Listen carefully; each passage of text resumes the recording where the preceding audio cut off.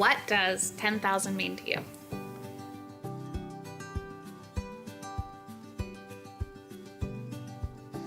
Well, it's a giant number, so 10,000.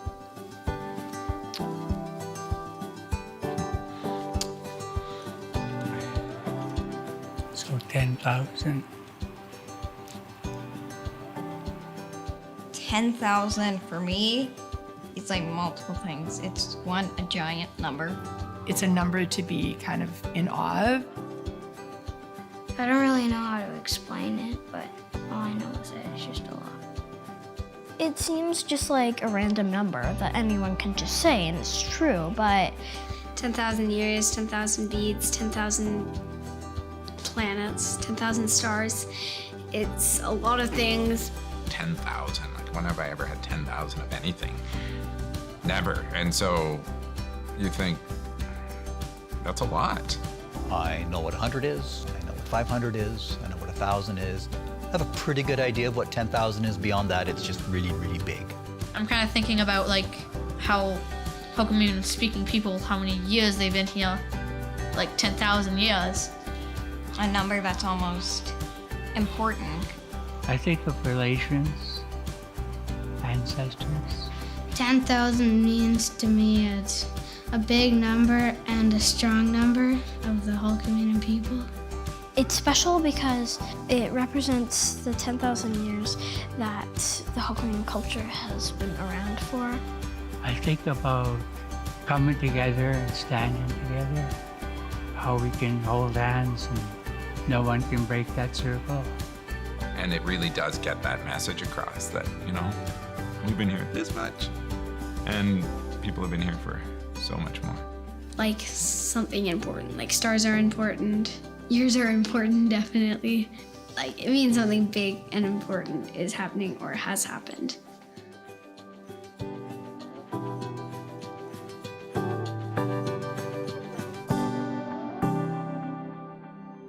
The Cowichan Valley on Vancouver Island is the ancestral and unceded home of the Hulkaminam people.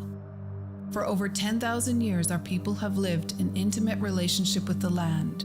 We fished the ocean, tended the beaches, and cared for the lush green rainforests, which in turn have provided us with food and medicines. Since time immemorial, we have celebrated the annual return of the salmon, food for our families, and nourishment for the forest.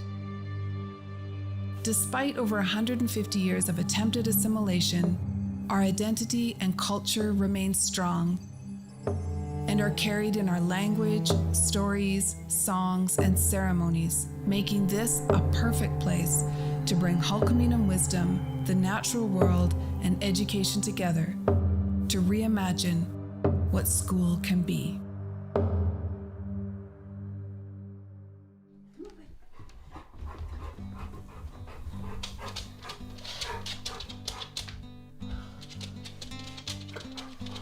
I'm Kim Ondrick. I'm the head learner of Kintel Mill Bay Nature School in Mill Bay, British Columbia, Canada. I am a passionate advocate for equity and fairness, social justice in the world, but specifically in education. I have 4 sons, and I love being their mom and their friend. I have a dog named Judge, and I love living near the ocean.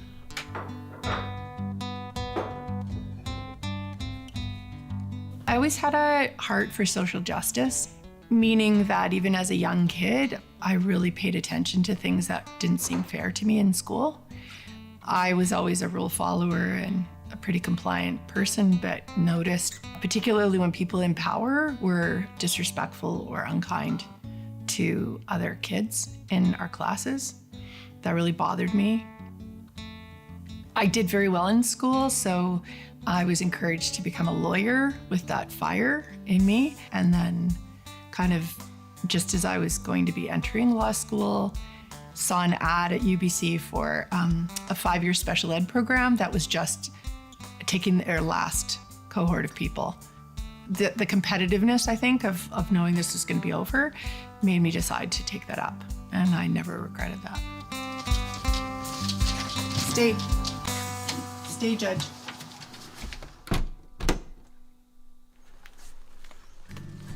I did a program called the Ozone, which was grade 6 and 7, because I wanted to create diverse spaces that were inclusive and encouraged all kids to learn from each other. I had someone coming from the university training his students, highlighting the work I was doing. I was really grateful for that. He also really validated my work there, because when other teachers were saying that the work I was doing, the more project-based, student-centered work, was not in alignment with the curriculum. And it was through that association with we approached the Vernon School District about beginning a different kind of high school program. Vernon Community Schools' beginnings was taking up the renewed curriculum, which again mirrored the ethics of social justice, of diversity, of inclusion, and still preparing kids to graduate with a dogwood and carry on with their schooling if they so choose. I was attending a meeting in Victoria with teacher candidate and Rod Allen. He was the Assistant Deputy Minister of Education, then moved to the Superintendent of the Cowichan Valley. He was speaking about innovation and change and transformation. And so at break, he walked past me and said, "We're opening a new school in Mill Bay. It's K-3. Are you interested?" And I smiled and said yes, and felt like all the work I had done in the past 30 years before this had prepared me for that opportunity. So I took it, not naively, took it knowing it would be a lot of work, but that it would be the kind of work I really wanted to do and sink my teeth into. When Mill Bay Nature School began, the Cowichan Valley was growing. Families were moving here, and there was a need for spaces for kids. Actually, the school itself, the school structure, was a falling apart, dilapidated, vacant school that was just on the cusp of being sold. When it became clear that they needed to reopen it, Rod Allen decided, let's do something different. My name's Rod Allen. I am a retired educator. My role in the Cowichan Valley School District was a superintendent, and I was in that role for 4 years. Prior to that, I had been in the Ministry of Education and was Assistant Deputy Minister of Education. When I was with the school district, my role with Mill Bay Nature School was really to help get it going, to get the idea of opening up a closed school and trying something radically different in the district that we hadn't done before, which was to offer a nature school program and one that was, far more organically organized than a typical school. My role now is to watch the progress of Mill Bay Nature School and to help wherever I can, sort of help them on their journey as they work through their path. Mill Bay Nature School is kind of a funny name because I think it's more Mill Bay Natural School. So it's the idea that learning comes from the inside out, that children are centered. Shortly after beginning and inviting Ron George to Selim and his wife Deb as well to be elders in residence and work with me and guide me in what would it mean to create a school that was sensitive to both the truth and also to reconcile the people in the Cowichan Valley to what's happened in the history here. My name is Selim, or Ron George. Cowichan is my home of my grandparents, great-grandparents, my parents. Cowichan is my home. My traditional name is Saltsemate, also known as Deb George. My role at Mill Bay Nature School, let's just say elder. I think I might consider myself grandma to the kids. I think that we were really just guides in this journey. We were really heavily involved when the school first opened, as we've shared our knowledge and people step in and get their feet wet. In the end, it's a journey that the school has to take on its own. We can give you the framework, but they come back to us when there's issues or problems or things they don't quite understand, or looking for a different way to do something. Got to be friends with our principal, Kim. Got to talk, and she had those dreams of the school. And we were looking at the Hulkamanian name of Kintel. It's walking together. You know, it could be with all aspects of life. You and I, Mother Nature, just goes on. To share culture, it's an open belief that we have, that we all work together on it, that we bring all of those beliefs and how our Hulkamanian people have been doing it for generations, so it takes time to know it and to understand it and to work with it. We do have that culture, that tradition being a part of Kintel. You can really feel that life of it then being a part of the whole school. Because we all come together with the one mind and the one heart, and let's all sing and drum together for whatever purpose of why we are there. That's the blessing we have. It's not a good idea just between myself and the principal. It takes family coming in to be a part of it. That's the big medicine that we all work towards. We all strive together and be that family of who we are. Without Deb and Tuseelam as the guide, I would not have had that capacity. But them guiding and then me, taking chances and trying things that were unfamiliar, but in the spirit of the things that I'd always been advocating for. So that's how the school started. It was small. It started with 75 kids and 5 staff. And it took a lot of courage for families to try something new in a building that looked like it was falling apart. And it really attracted both staff and families that were looking for something more future focused, for something that was going to prepare their kids for the world that, the changing world that we're all stepping into. So yeah, that's the beginnings.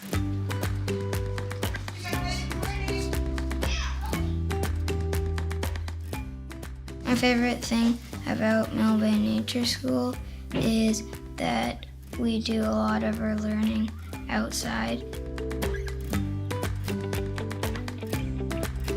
Because at my old school, we did it all inside and we were just at desks a lot. So we go for a lot of hikes and that's what I really like about it. Yeah! It has the best news in the world. What? I'm getting a puppy on the 24th. Look at the puppy, look at the puppy. Of course I want to see the puppy. What kind of puppy is that? It's a Shih Tzu with a Maltese or something else. And one more thing. You shouldn't swear like that. My favorite thing I've done this year with my class and school is probably hike all the 6 mountains of the Cowichan Valley.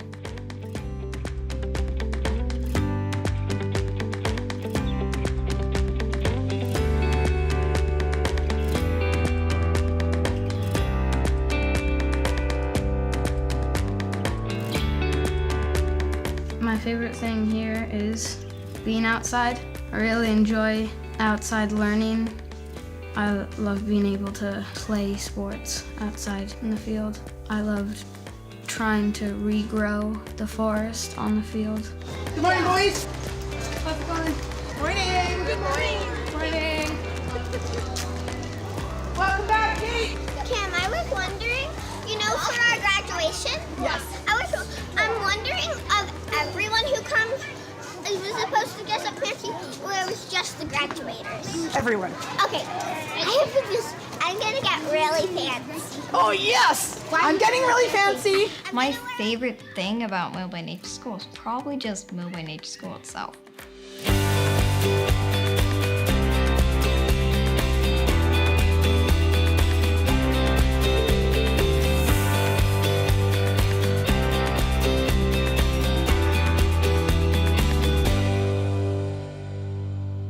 One of the interesting parts of our school has always been how to support the older kids. I think we figured out pretty fast the rhythms and routines and structures that were really effective with the younger kids. And we were always trying to wrestle with the older kids not becoming the caretakers of the younger kids, but instead having their own challenges.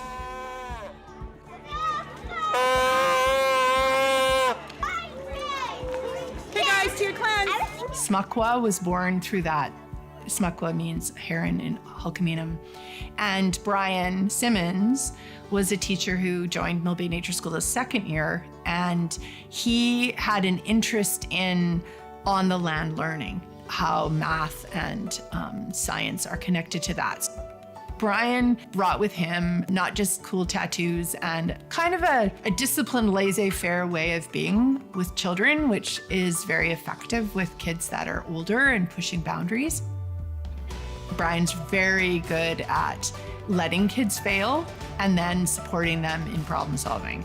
And that is not a common feature of most teachers. Brian was the beginning of the Smuckwa program of working with older kids. He worked a lot with Deb and Tusealam in trying to figure out what an embedded on the land learning experience would be for kids. I'm Brian Simmons, teacher here at Mill Bay Nature School. I now have been a teacher, I think, for 15 years. It could be 16, I've lost count. That teacher journey has taken me all over the place. I have taught everything from grade 1 up until grade 12. I've worked in very traditional schools. I've worked in more alternative settings. You change grades, you change schools, and it's something completely different again, right? It's not ever the same twice. How that brought me here? In my teaching career, I've always been highly drawn to big projects.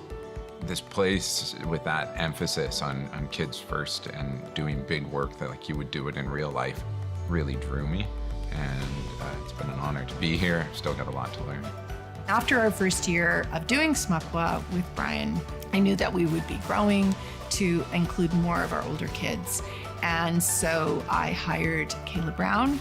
My name is Kayla Brown, and I am an educator at Kintel. I work with the kids who are the oldest in the school and who are the furthest along in their development of their core competencies, which is how we organize the kids at our school, as opposed to arbitrarily by grade and by age.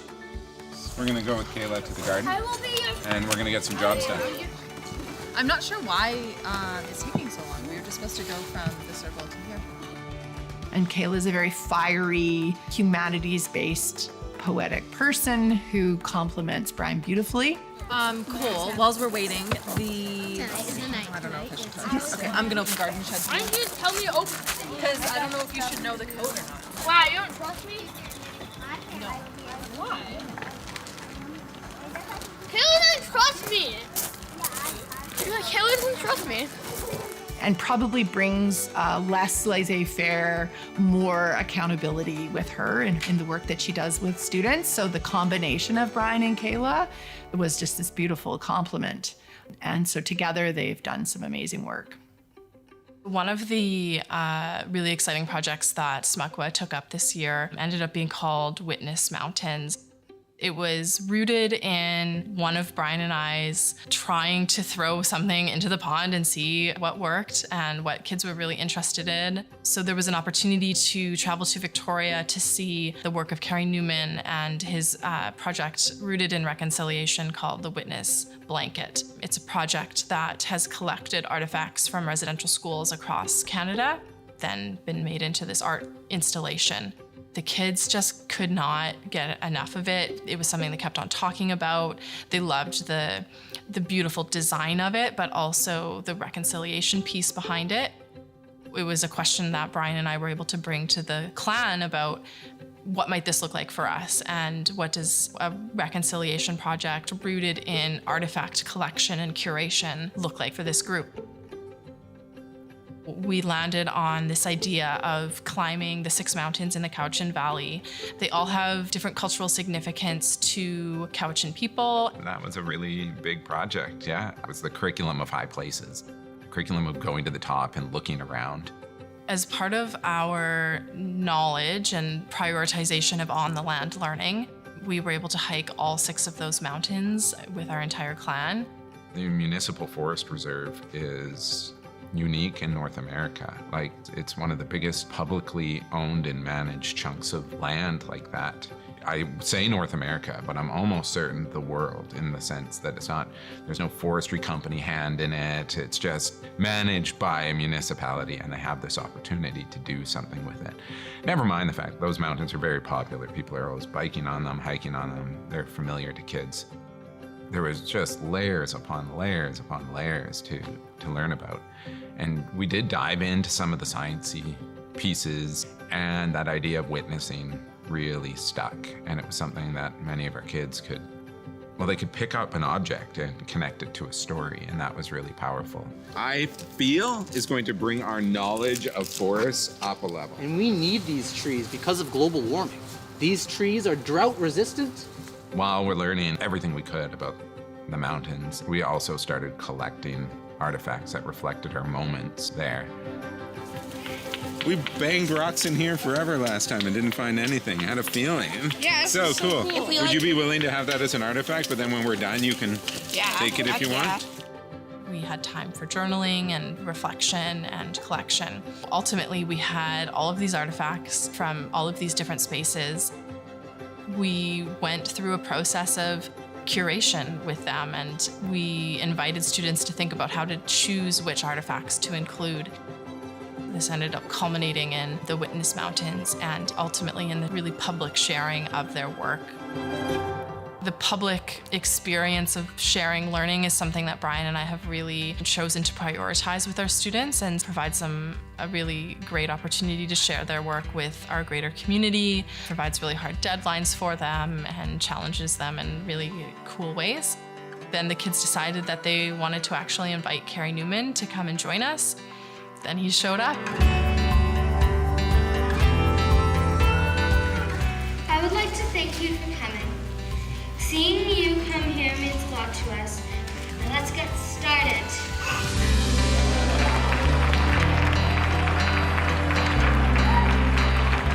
I'll be honest, like, other people told me I don't need to, but I really worried about it, right? Like, it's not my world. To have Carrie Newman come and validate, acknowledge that, we did something really powerful. I don't really feel a lot of pride, but that was a big deal. The idea of reconciliation here is so important. And yet I've seen teachers who have tried to go on that journey and have crossed lines. And I've seen the reaction, and I've seen how it makes them sometimes just give up, because they become scared, right? I've offended somebody, and now I don't know what I'm gonna do, so I'm just gonna not do anything. To have someone so rooted in reconciliation and telling the story truthfully of the lingering, ongoing impact of residential schools, to have them say, like, wow. And that's all he needed to say. Really cemented that, yeah, we are doing this, right? And in a way that's respectful and rooted in the truth. This has never happened in my career. I sat on my kitchen floor and cried.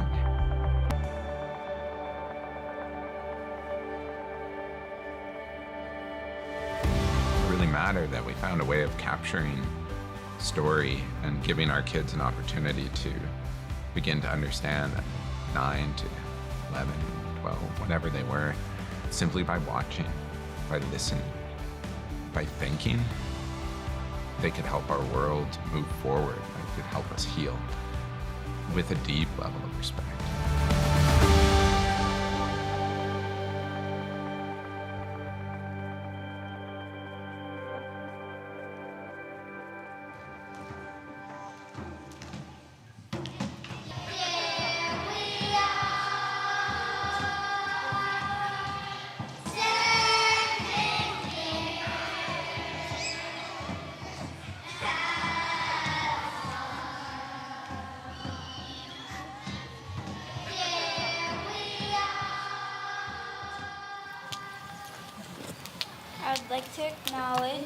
I would like to acknowledge that we're gathered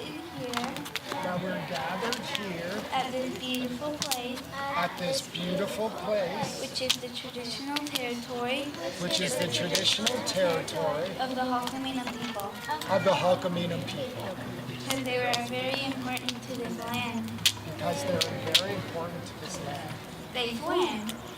They swam. They caught salmon. They caught salmon. They had ceremonies. They had ceremonies. They drummed. They drummed. They played. They played. They were here for 10,000 years. They were here for 10,000 years. Mill Bay Nature School is a place that's trying to take up the perspective of learning that has been around for thousands of years, combine it with knowledge that has been gained in our own travels and experience and some of the science of things that happens to take us outside. But that's not why we exist.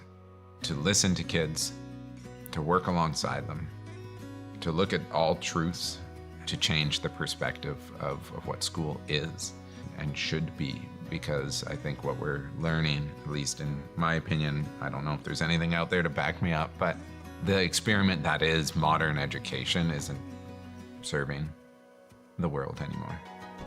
We can be that school where we honor you first and your journey, and we'll just help you move forward, that we're just dedicated to learning and growing on that student's terms as opposed to my terms.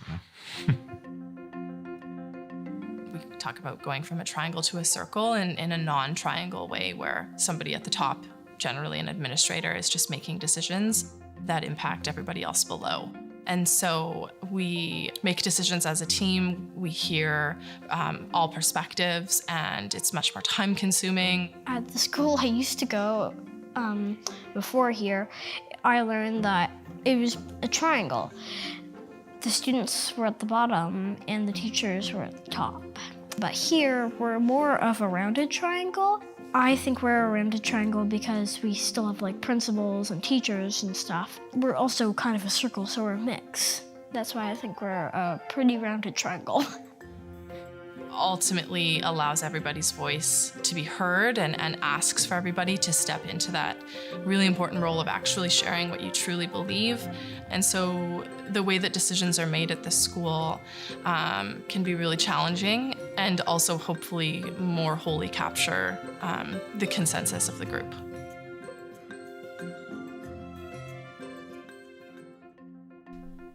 I'd squeal, everyone. Delilah, I just wanted to tell you that I was standing next to Sonia when you did the acknowledgement, and she was very moved by what you said. Your words have power, Delilah. Thank you for sharing them with us. The land acknowledgements at Kintel Mill Bay Nature School, we were, I guess, experimenting and tinkering with to, as the first year unfolded. And Delilah would naturally add more to the acknowledgement. Every time Tusilan would teach us something new, she would bring it and say it in the acknowledgement. So it just became the normal that the acknowledgement wasn't about acknowledging the land, it was the story of the people that were on this land for millennia. We're adding some things to ceremony that we haven't done before. So Tusilan is here today, and like he always does, he's going to teach us a lot of things. Today's ceremony is related to the 10,000 gifts, about the big project we're trying to do, which is to collect 10,000 gifts to represent how long the Hul'qumi'num speaking people have been on this land. It also represents a lot of other things though too. And one of the things we're hoping is each one of us will realize the impact we've had on other people, that the choices that we make matters, that the way we're doing school together matters, what's happening at Kintel matters. I've had people say to me that they're searching for the perfect bead to send, which is pretty exciting. So we may receive some in the mail, we may receive some just delivered to the school, and on June the 10th, all of us can bring a bead and a bead card that describes how the school has impacted you. So before we start the collection, Tusilan would like to call witnesses, and he'll explain to you the responsibility and role of the witness. The 10,000 Gifts project flowed out of my own curiosity about when we are acknowledging that we're living and playing and learning on the land of the Hul'qumi'num speaking people who've been here for 10,000 years, and we always go 10,000 years. What does that mean? Like, how do we not just say that with words, but actually help children and ourselves understand the significance of that?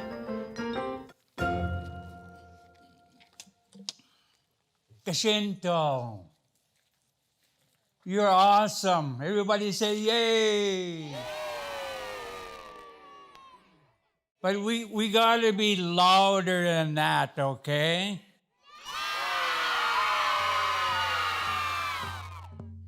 That's better. I'm awake now. The project is an opportunity to collect 10,000 gifts. So as teachers are visiting, as families, as people in the community, or visitors from all over the province or the world have come to the school and been impacted by the school, that it would be a neat way to also acknowledge that impact and show the children and the staff and the parents that the work that we do every day together matters. Both the idea of 10,000, but also the idea that we are giving a gift to the world and to the community, to each other in the work that we're doing at Kintel. I'd like to call all of the ones who got 50 cents from Kim and Sonia to come up this way, please. So all the family that's going to be standing here together. Way up there. So when I think about witnesses, I think about how we are still an oral traditional people and how we're being taught. So the responsibility of the witnesses is to take it from today, then when we all come back together again on June the 10th. So on June the 10th, we will call back on our witnesses. So you're going to be growing with this day until then. What you have seen, what you have heard, what you have felt, whatever it is comes into your mind and your heart that you can share for that time. It's a big responsibility. It's an, what's the word, accountability. So the first witness that we would like to call on is Tamara, please, if you come stand right over here. Coming together, old people always say, we always need a reason for us to come together. Always need a reason. Is to be there and witness. So the 50 cents is just a way of our family saying thank you for coming out to help us out.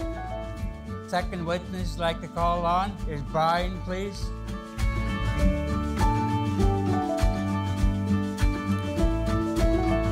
Okay, the next witness we'd like to call on is Abby, please.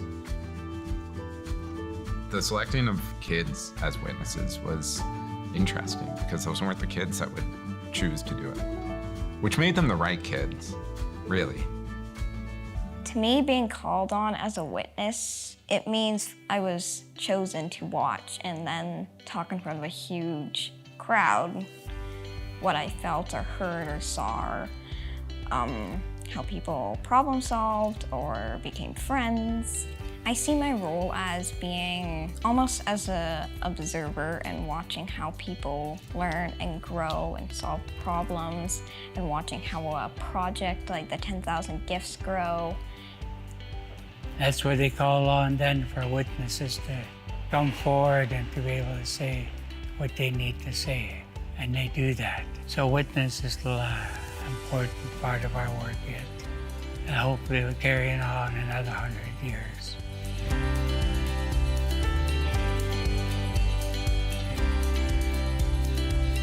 It felt like home, it felt like family. It didn't feel like we were calling witnesses like as some technical thing we were going through. It felt like this really warm, beautiful experience. But it was new for all of us to have witnesses called in such a formal way by TUSILAMS. It showed, I think, or it felt very sacred, that what was going to be witnessed was very important to him. I think that created a weightiness about the whole project. Those are our witnesses, and it's like that you're the history keeper.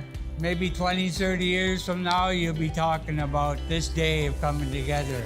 We're all gonna sing reconciliAction.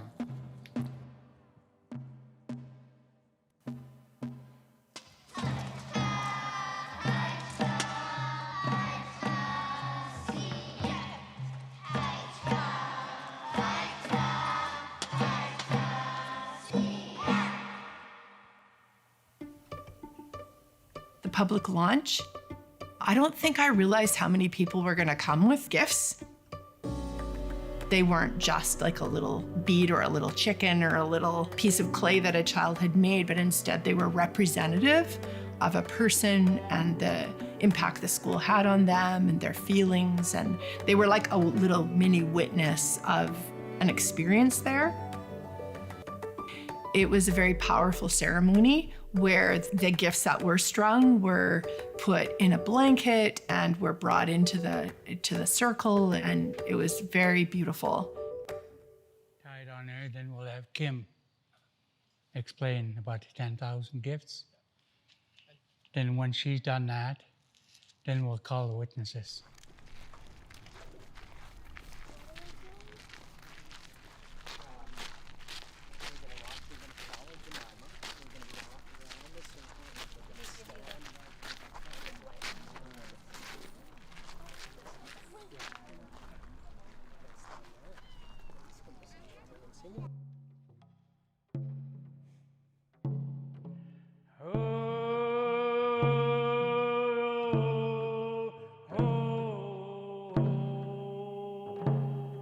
TUSILAM was very intentional about making those gifts very sacred and how they were brought out of the blanket and how it was actually presented.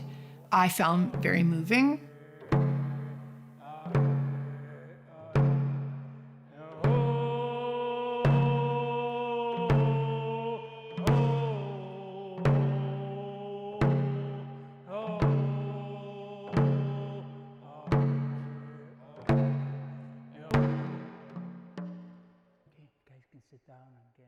After we get it strung up, we'll have Kim to share a few words about the 10,000 gifts.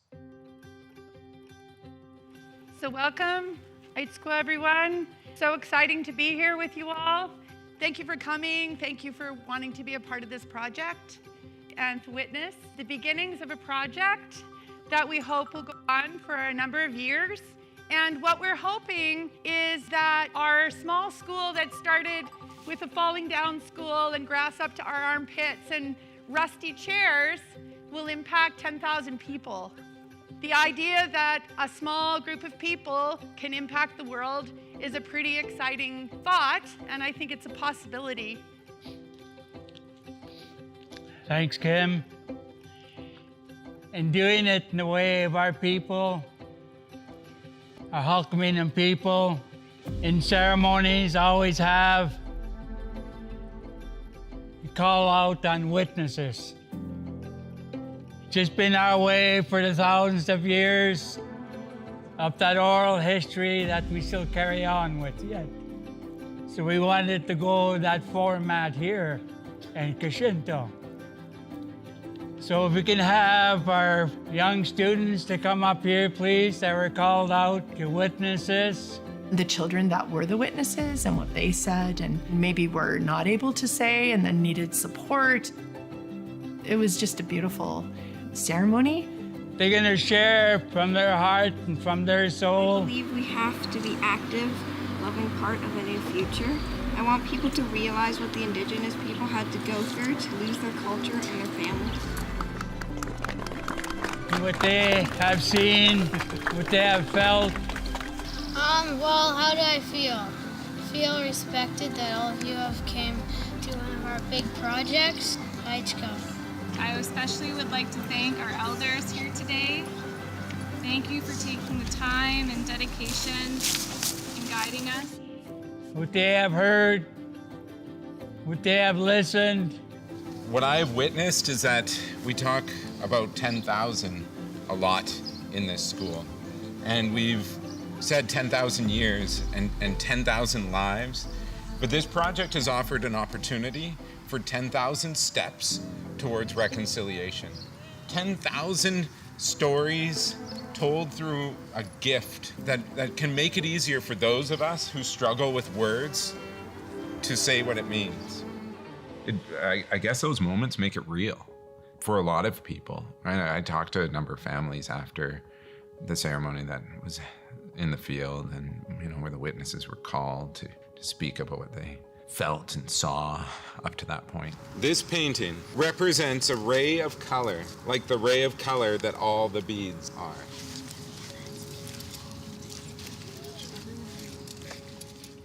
And I talked to families afterwards that were kind of like, oh, okay, like I get it now. I see it now. I know with some of them, it took it from families that really just are like, why are they bringing in a thing? Like, they know it's really important to them, but I don't understand as their parent, as their aunt, there was grandparents.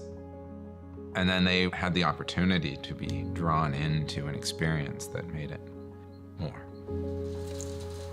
I love the idea of 10,000 gifts because I think that every human being on earth has a gift that they bring with them when they are born.